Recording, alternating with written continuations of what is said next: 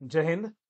ನೋಡ್ರಿ, NCC special entry ಅಂತ ಹೇಳಿ ಬಂದೈತೆ. ಇಂಡಿಯನ್ ಆರ್ಮಿ ಒಳಗಡೆ ಆಫೀಸರ್ಸ್ ಗಳಾಗಿ ಸೆಲೆಕ್ಷನ್ ಆಗೋಕೆ ನೋಟಿಫಿಕೇಶನ್ ಅನ್ನ ಇವಾಗ ಬಿಟ್ಟಿದ್ದಾರೆ. ಯಾರ್ಯಾರ್ದು NCC ಮುಗ್ದೈತೆ, ಯಾರ್ಯಾರ್ದು NCC ಸಿ ಸರ್ಟಿಫಿಕೇಟ್ ಮುಗ್ದೈತಿ, ನೀವೆಲ್ಲರೂ ಅಪ್ಲೈ ಮಾಡಬಹುದು. ಅದು ಆರ್ಮಿ ಆಗಿರ್ಬಹುದು, ಅಥವಾ ಏರ್ ಫೋರ್ಸ್ ಆಗಿರ್ಬಹುದು, ನೇವಿ ಆಗಿರ್ಬಹುದು, ಯಾವ್ದಾದ್ರು. ಅಥವಾ ಹುಡುಗರಾಗಿರ್ಬಹುದು, ಹುಡುಗಿರಾಗಿರ್ಬಹುದು, ಎಲ್ರು ಏನಂತಂದ್ ಹೇಳಿದ್ರೆ ಅಪ್ಲಿಕೇಶನ್ ಅನ್ನ ಹಾಕ್ರಿ.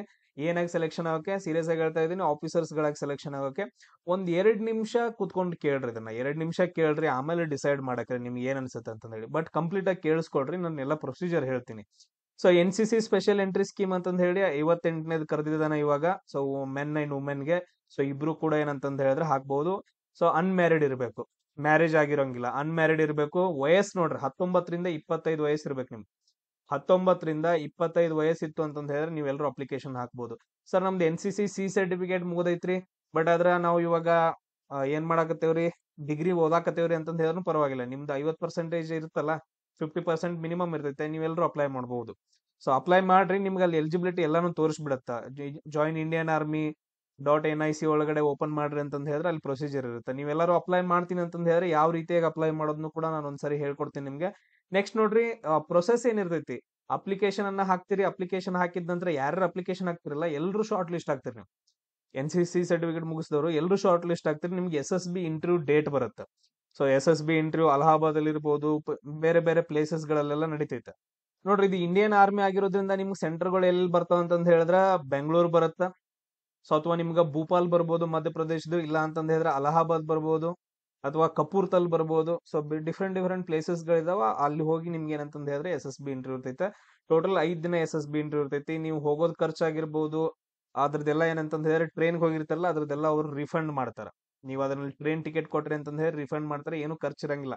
ಹೋಗೋವಾಗ ಅಷ್ಟು ಒಂದ್ 2 ತಿಂಗಳಾದ ನಂತರ ಅವ್ರು ರಿಟರ್ನ್ ಹಾಕ್ತಾರೆ. ಅದನ್ನ ನೆನ್ಪಿಟ್ಕೊಡ್ರಿ. ಅದಾದ ನಂತರ ನಿಮ್ಗ ಯಾವಾಗ ಸೆಲೆಕ್ಷನ್ ಆಗತ್ತೆ ಅಂತಂದ್ ಹೇಳಿ, ಶಾರ್ಟ್ ಲಿಸ್ಟ್ ಯಾವಾಗ ಬಿಡ್ತಾನೆ ಅಂತಂದ್ ಹೇಳಿದ್ರೆ ಏಪ್ರಿಲ್ 2025 ಅಂದ್ರೆ ಇನ್ 2 ತಿಂಗಳು ಬಿಟ್ಟು ಬಿಡ್ತಾನೆ. ಯಾವಾಗ ಅಪ್ಲಿಕೇಶನ್ ಹಾಕೋದು ಅದು ಲಾಸ್ಟ್ ಗೈತೆ ನಾನು ಎಕ್ಸ್ಪ್ಲನೇಷನ್ ಕೊಟ್ಕೋತ ಹೋಗ್ತೀನಿ. ಸೊ ನಿಮಗೆ ಪ್ರೊಸೀಜರ್ ಏನಿರುತ್ತೆ ಅಂದ್ರೆ 5 ಡೇಸ್ SSB ಇಂಟರ್ವ್ಯೂ ಇರ್ತೈತಿ. ಇಂಟರ್ವ್ಯೂ ಆದ ನಂತರ ಕ್ಲಿಯರ್ ಮಾಡ್ರಿ ಅಂತಂದ್ ಹೇಳಿದ್ರೆ 5 ದಿನ ಇಂಟರ್ವ್ಯೂ, ನೆಕ್ಸ್ಟ್ ಮೆಡಿಕಲ್ ಆದ ನಂತರ ಮೆರಿಟ್ ಲಿಸ್ಟ್ ಬಿಡ್ತಾನ. ಇದು ಪ್ರೊಸೀಜರ್ ಪ್ರಾಪರ್ ಆಗಿ. ಅದಾದ ನಂತರ ನೆಕ್ಸ್ಟ್ ನಿಮ್ಗೆ ಸ್ಟೈಫಂಡ್ ಅದು ಇದು ಎಲ್ಲ ಐತೆ. ನಿಮ್ದು ಏನಾಗಿ ಸೆಲೆಕ್ಷನ್ ಆಗ್ತೀರಿ ಅಂತಂದ್ ಹೇಳಿದ್ರೆ ಲೆಫ್ಟಿನೆಂಟ್ ಆಗಿ ಸೆಲೆಕ್ಷನ್ ಆಗ್ತೀರಿ. ಆರ್ಮಿ ಒಳಗಡೆ ಲೆಫ್ಟಿನೆಂಟ್ ಆಗಿ ನೀವು ಸೆಲೆಕ್ಷನ್ ಆಗ್ತೀರಿ ಆಸ್ ಅ ಆಫೀಸರ್. ನೆನ್ಪಿಟ್ಕೊಡ್ರಿದ್ನ. ಇಂಥ ಒಂದ್ ಚಾನ್ಸ್ ನ ಮಿಸ್ ಮಾಡ್ಕೊಳಕ್ ಹೋಗ್ಬೇಡ್ರಿ. ನಮ್ ಕನ್ನಡದಾಗ ಯಾರು ಹೇಳಿಲ್ಲ ಜಾಸ್ತಿ, ಅದಕ್ಕೋಸ್ಕರ ನಾನ್ ನಿಮ್ಗೊಂದ್ಸರಿ ಹೇಳಾಕತ್ತೇನೆ ಇವಾಗ. ಇದು ಟೋಟಲ್ ಆಗಿ ನೋಡ್ರಿ, ಬಾಳ ಅಂದ್ರೆ ಬಹಳ ಇಂಪಾರ್ಟೆಂಟ್ ಒಂದು ನೋಟಿಫಿಕೇಶನ್ NCC ಆದವ್ರಿಗೆ. ಕ್ಲಿಯರ್ ಎಲ್ರಿಗೂ? ಸೊ ಏನೇನ್ ಕೊಟ್ಟಿದಾರೆ ನೋಡೋಣ್ರಿ. ಅನ್ಮ್ಯಾರಿಡ್ ಇರಬೇಕು, ಮೇಲ್ ಅಂಡ್ ಫಿಮೇಲ್ ಅಂತಂದ್ ಕೊಟ್ಟಿದ್ದಾನ. ಅದಾದ ನಂತರ ನ್ಯಾಷನಾಲಿಟಿ, ನೀವೆಲ್ಲರೂ ಇಂಡಿಯನ್ಸ್ ಇರ್ತೀರಿ, ನೋ ಪ್ರಾಬ್ಲಮ್. ಅದಾದ ನಂತರ ಏಜ್ ಲಿಮಿಟ್ ನೋಡ್ರಿ, 19ರಿಂದ 25 ವರ್ಷ ಇರಬೇಕು. 19ರಿಂದ 25 ವರ್ಷ ಇರಬೇಕು. ಎಲ್ಲಿಂದ ಎಲ್ಲಿವರೆಗೂ ನೋಡ್ರಿ, 2000 ಜುಲೈ 2000ದಿಂದ ಹಿಡ್ಕೊಂಡು ಜುಲೈ 2006 ನೀವೇನಂತಂದ್ ಹೇಳಿದ್ರೆ ಹುಟ್ಟಿರ್ಬೇಕು. ನೀವೆಲ್ಲರೂ ಏನಂದ್ರೆ ಅಪ್ಲಿಕೇಶನ್ ಅನ್ನ ಹಾಕ್ಬಹುದು ಅಂತಂದ್ ಹೇಳಿದಾರೆ. ಅದಾದ ನಂತರ ನೆಕ್ಸ್ಟ್ ಮೇನ್ ಇಂಪಾರ್ಟೆಂಟ್, ಇದೆಲ್ಲ ನಿಮ್ಗೆ ಏನ್ ಬೇಕಾಗಿಲ್ಲ ಇವಾಗ. ಸೊ ಇದನ್ನ ಯಾರು ಕರೆದಿದಾರ, ಯಾವ SSB ಬೋರ್ಡ್ ದವ್ರು ಕರೆದಿದಾರ ಅಂತಂದ್ ಹೇಳಿ ಸ್ವಲ್ಪ ಇದು ಕೊಡ್ತಾನ. ಇದು ನಾನ್ ಟೆಕ್ನಿಕಲ್ ಆಗತ್ತ. ಕ್ಲಿಯರ್? ಅದಾದ ನಂತರ ನೆಕ್ಸ್ಟ್ ನೋಡ್ರಿ, ನಿಮ್ದು NCC ಸಿ ಸರ್ಟಿಫಿಕೇಟ್ ಒಳಗಡೆ ಎಜುಕೇಶನ್, ನೀವೆಲ್ಲಾದ್ರೂ NCC ಸಿ ಸರ್ಟಿಫಿಕೇಟ್ ಮುಗಿಸ್ಕೊಂಡು ಎಜುಕೇಶನ್ ಡಿಗ್ರಿ ಒಳಗಡೆ ಯೂನಿವರ್ಸಿಟಿ, ಸೊ ಯಾವ್ದಾದ್ರು ಡಿಗ್ರಿ ಆಗಿರ್ಬೋದು, ಕಲಿತಾ ಇರ್ಬೋದು. ನೀವೇನಂತಂದ್ ಹೇಳಿದ್ರೆ ನಿಮ್ದು ಓವರ್ ಆಲ್ ಅಗ್ರಿಗೇಟಿವ್ 50% ಆದ್ರೆ ಸಾಕು. 50% ಗಿಂತ ಕಡಿಮೆ ಇತ್ತು ಅಂತಂದ್ ಹೇಳಿದ್ರೆ ರಿಜೆಕ್ಟ್ ಆಗ್ತಾರೆ. 50%, ಇವನ್ 50% ಇದ್ರೂ ಅಪ್ಲಿಕೇಶನ್ ಹಾಕ್ರಿ. NCC ಸರ್ಟಿಫಿಕೇಟ್ ಯಾವ್ದು ಇರ್ಬೇಕಂತಂದ್ ಹೇಳಿದ್ರೆ ನಿಮ್ಗೆ ಸೀನಿಯರ್ ಡಿವಿಷನ್ ಆಗಿರ್ಬೋದು, ವಿಂಗ್ ಆಗಿರ್ಬೋದು, ಯಾವ್ದಾದ್ರು ಆಗಿರ್ಬೋದು, ಅಥವಾ ಏರ್ ಫೋರ್ಸ್ ಆಗಿರ್ಬೋದು, ನೇವಿ ಆಗಿರ್ಬೋದು. ಇವನ್ ನಾನ್ ಕೂಡ ಅಟೆಂಡ್ ಆಗಿದ್ದೆ ಏರ್ ಫೋರ್ಸ್ NCC ಮುಗಿಸ್ಕೊಂಡು ಆರ್ಮಿ ಅಲಹಾಬಾದ್ ಎಲ್ಲ ಇಂಟರ್ವ್ಯೂ ಹೋಗಿದೆ. ಸೊ ಇವನ್ ಯಾರು ಏರ್ ಫೋರ್ಸ್ ಮಾಡಿರ್ತೀರಿ, ನೇವಿ ಮಾಡಿರ್ತೀರಿ, ನಮ್ಗೆ ಬರಂಗಿಲ್ಲ ಅಂತ ಕೇಳ್ತಾರಲ್ಲ, ಇವನ್ ನಾನ್ ಕೂಡ ಅಟೆಂಡ್ ಆಗಿದ್ದೆ. ಸೊ ಅದಕ್ಕೋಸ್ಕರ 100% ನಾನು ನಿಮ್ಗೆ ಕ್ಲಾರಿಟಿ ಕೊಡ್ತಾ ಇದ್ದೀನಿ ಇಲ್ಲಿ. ಅದಾದ ನಂತರ ನೆಕ್ಸ್ಟ್ ಇನ್ನೊಂದ್ ಏನಂತಂದ್ ಹೇಳಿದ್ರೆ ಬಿ ಸರ್ಟಿಫಿಕೇಟ್ ಆಗಿರ್ಬೇಕು. ನಿಮ್ಗೆ ಏನಂತಂದ್ ಹೇಳಿದ್ರೆ ಮಿನಿಮಮ್ NCC ಒಳಗಡೆ ಸಿ ಸರ್ಟಿಫಿಕೇಟ್ ಅಲ್ಲಿ A ಗ್ರೇಡ್, B ಗ್ರೇಡ್, ಆಮೇಲೆ C ಗ್ರೇಡ್ ಅಂತಂದ್ ಹೇಳಿ ಬರ್ತಾವ. ಇದರಲ್ಲಿ ಹೈಯೆಸ್ಟ್ ಇರಬೇಕು ಗ್ರೇಡ್ಗಳು. ಸೊ ಏನಂತಂದ್ ಹೇಳಿದ್ರೆ ಗ್ರೇಡ್ ಹೈಯೆಸ್ಟ್ ಇರಬೇಕು. A ಗ್ರೇಡ್ ನಡೆಯಂಗಿಲ್ಲ. B ಅಥವಾ C ಗ್ರೇಡ್ ಇರ್ಬೇಕಾ? ಎಸ್, ನಿಮ್ ಕಡೆ ಹೆಂಗಿರ್ತಿತ್ತೆ? ನಮ್ ಕಡೆ ಹೆಂಗಿತ್ತು ಅಂತಂದ್ ಹೇಳಿದ್ರೆ A ಗ್ರೇಡ್ ಹೈಯೆಸ್ಟ್ ಇರ್ತಿತ್ತು. ಅದಾದ ನಂತರ B grade, C grade useless. So C grade ಏನಕ್ಕಂತಂದ್ ಹೇಳಿದ್ರೆ ಯೂಸ್ ಆಗ್ತಿರ್ಲಿಲ್ಲ. ಸೊ A ಗ್ರೇಡ್ ಮತ್ತು B ಗ್ರೇಡ್ ಹೊಂದವ್ರು ಏನಂತಂದ್ ಹೇಳಿದ್ರೆ ಅಪ್ಲಿಕೇಶನ್ ಹಾಕ್ಬೋದು ಕ್ಲಿಯರ್ ಆಗಿ. NCC ಸಿ ಸರ್ಟಿಫಿಕೇಟ್ ಒಳಗಡೆ C ಗ್ರೇಡ್ ಆಗಿತ್ತು ಅಂತಂದ್ ಹೇಳಿದ್ರೆ ಯೂಸ್ ಇಲ್ಲ. ಎ ಗ್ರೇಡ್ ಮತ್ತು ಬಿ ಗ್ರೇಡ್ ಆದವ್ರು ಏನಂತಂದ್ ಹೇಳಿದ್ರೆ ಅಪ್ಲಿಕೇಶನ್ ಅನ್ನ ಹಾಕ್ಬಹುದು ಅಂತಂದೇಳಿ ಕ್ಲಿಯರ್ ಆಗಿ ಹೇಳಿದಾರ. ಅದಾದ ನಂತರ ಇದೇನು 1 ಅಕ್ಟೋಬರ್ 2025 ಪ್ರಕಾರ ನಿಮ್ದು ಏಜ್ ಇರಬೇಕು. ಅಂದ್ರೆ ಏನಂತಂದ್ ಹೇಳಿದ್ರೆ ಅವ್ರು ಇದಕ್ಕೆ ಏನಂತಂದ್ ಹೇಳಿದ್ರೆ ಕೋರ್ಸ್ಗೆ ಕರೆದಿದಾರ. ಸೊ ಅಕ್ಟೋಬರ್ ಫಸ್ಟ್ ವೀಕ್ ಏನಂತಂದ್ ಹೇಳಿದ್ರೆ ನಿಮ್ದ ಜಾಯ್ನಿಂಗ್ ಡೇಟ್ ಇರ್ತೈತೆ. ಸೊ ಇಲ್ಲಿ ನೋಡ್ರಿ ಇನ್ನೊಂದ್ ಕೊಟ್ಟಿದ್ದಾನ, ಆಲ್ ಫೈನಲ್ ಇಯರ್ ಎಕ್ಸಾಮ್ ಏನ್ ಅಪಿಯರ್ ಆಗ್ತಿರ್ತಿರಲ್ಲ, ನೀವು ಫೈನಲ್ ಇಯರ್ ಇರ್ತೀರಿ, ಅದಾದ ನಂತರ ನೆಕ್ಸ್ಟ್ ಫೈನಲ್ ಸೆಮಿಸ್ಟರ್ ಇರ್ತೀರಿ, ನಿಮ್ದೆಲ್ಲಾದ್ರೂ 1 ಅಕ್ಟೋಬರ್ ಆದ ನಂತರ, ಅಕ್ಟೋಬರ್ 2025 ಆದ ನಂತರ ನಿಮ್ದೆಲ್ಲಾದ್ರೂ ಫೈನಲ್ ಎಕ್ಸಾಮ್ಸ್ ಗಳು ಇದ್ದು ಅಂತಂದ್ ಹೇಳಿದ್ರೆ ನೀವು ಎಲಿಜಿಬಲ್ ಇಲ್ಲ. ಅಷ್ಟ್ರೊಳಗಡೆನ ನಿಮ್ ಫೈನಲ್ ಎಕ್ಸಾಮ್ಸ್ ಇದ್ಕೊಂಡು ನೀವು ಮುಗಿಸಿದ್ರಿ ಅಂತಂದ್ ಹೇಳಿದ್ರೆ ನೀವೆಲ್ಲರೂ ಎಲಿಜಿಬಲ್ ಆಗ್ತೀರಿ. ಸೊ ಇಂಜಿನಿಯರಿಂಗ್ ಮಾಡೋರು, ಡಿಗ್ರಿ ಆರ್ಟ್ಸ್ ಅವ್ರು ಇವರೆಲ್ಲ ಮಾಡೋರು ಏನಂತಂದ್ ಹೇಳಿದ್ರೆ ನಮ್ದು ಆಗಸ್ಟ್ ಒಳಗಡೆನೆ ಎಲ್ಲ ಎಕ್ಸಾಮ್ಸ್ ಗಳು ಮುಗಿತಾವಲ್ಲ ಫೈನಲ್ ಇಯರ್ದು. ಸೊ ಎಲ್ಲರೂ ಅಪ್ಲೈ ಮಾಡ್ಬೋದು. ಇದು ಒಂದು ಕ್ಲಿಯರ್ ಆಗಿ ಕೊಟ್ಟಿದ್ದಾನ, ನೋಡ್ಕೊಳ್ಬೇಕು. ಅದಾದ ನಂತರ ಕ್ರೈಟೇರಿಯಾ ಏನೈತಿ ಅವೆಲ್ಲ ನಮ್ಗೆ ಏನ್ ಬೇಕಾಗಿಲ್ಲ. ಜಸ್ಟ್ ಏನು ನಮ್ಗ NCC ಸರ್ಟಿಫಿಕೇಟ್ ಒಳಗಡೆ ಇರಬೇಕು, 50% ಮಾರ್ಕ್ಸ್ ಇರಬೇಕು ಅಂತಂದ್ ಹೇಳಿ ಕೊಟ್ಟಿದ್ದಾನ. ಇಷ್ಟೆಲ್ರಿಗೂ ಕ್ಲಿಯರ್ ಐತಿ. ಯಾರ್ಯಾರು ಇದೀರಿ ಎಲ್ರು ಹಾಕ್ಬಿಡ್ರಿ.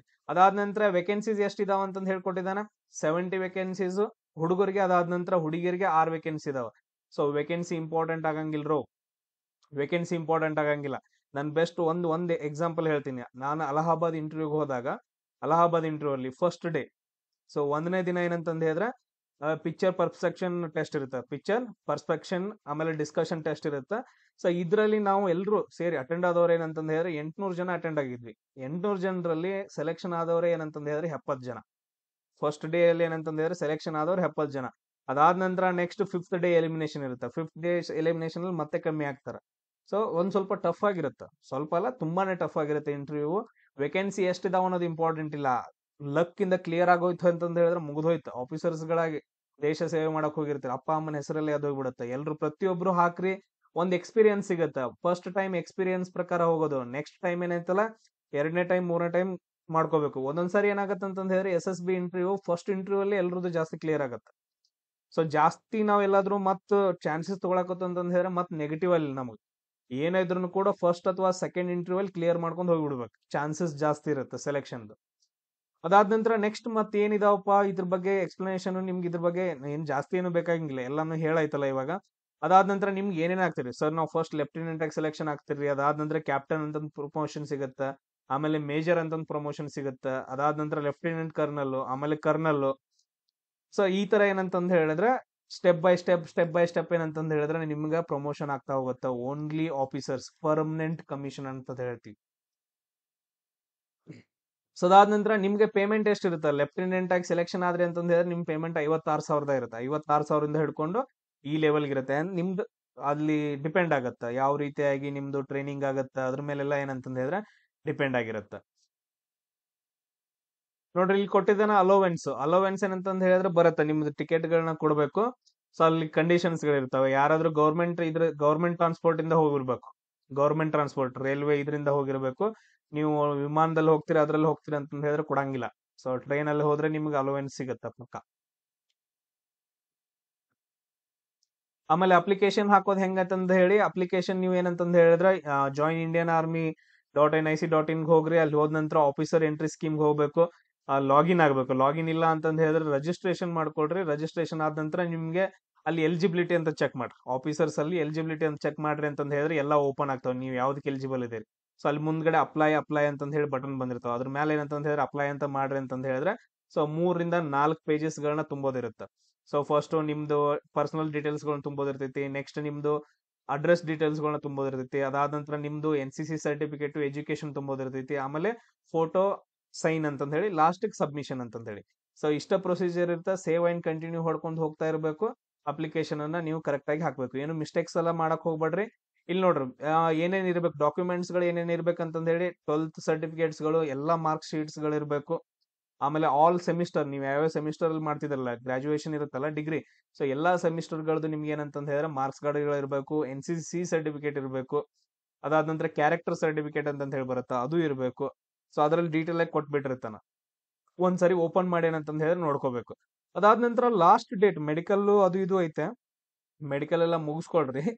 SSB ಇಂಟರ್ವ್ಯೂ ಕ್ಲಿಯರ್ ಆಗಿ ಡೇಟ್ ನೋಡ್ರಿ, ಆನ್ಲೈನ್ ಅಪ್ಲಿಕೇಶನ್ ಡೇಟ್ ಎಲ್ಲಿಂದ ಎಲ್ಲಿವರೆಗೂ ಕೊಟ್ಟಿದ್ದಾನೆ ಅಂತಂದ್ ಹೇಳಿದ್ರೆ 14 ಫೆಬ್ರವರಿ 2005ರಿಂದ ಆಲ್ರೆಡಿ ಓಪನ್ ಆಗೈತೆ, 4 ದಿನ ಆಯ್ತು.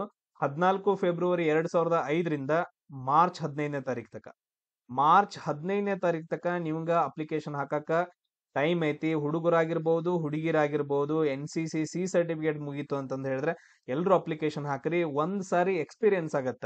ಒಂದೊಂದ್ಸಾರಿ ಕರೆಕ್ಟ್ ಆಗಿ ಪ್ರಿಪರೇಷನ್ ಮಾಡ್ರಿ, ಸೆಲೆಕ್ಷನ್ ಆಗಿಬಿಡತ್ತ. ಜೀವನಾನ ಚೇಂಜ್ ಆಗಿಬಿಡ್ತೈತೆ. ಮಿಸ್ ಮಾಡ್ಕೊಳಕ್ ಹೋಗ್ಬೇಡ್ರಿ. ನೆಕ್ಸ್ಟ್ ಬರ್ತಾವ.